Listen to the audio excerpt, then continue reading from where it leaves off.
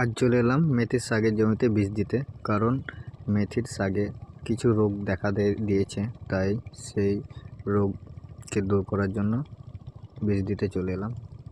প্রতিটা গাছেই একটু একটু করে, যেটাকে বলা হয় বাখরা লাগা, কিংবা সার দিতে গেলে যদি সারটা ধরে নেয় গাছে তবে পুড়ে যায় পাতাটা, সেই রকম রোগ দেখা দিয়েছে।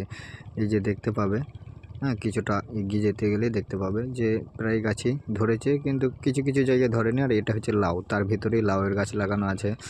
যখন শাকটা কাটা হয়ে যাবে তারপরে সেই জমিটাকে খুঁড়ে দেব, যে তারপর আবার লাউয়ের গাছটা রেখে দিয়ে সেই লাউটা বড় গাছ হয়ে যাবে, তখন আবার নতুনভাবে লাউয়ের ফসল পাওয়া যাবে। আর এটা একটা শাকে দেখো, প্রতিটা গাছে দেখো কিভাবে পাতাগুলো কিছু কিছু জায়গায় পুড়ে গেছে।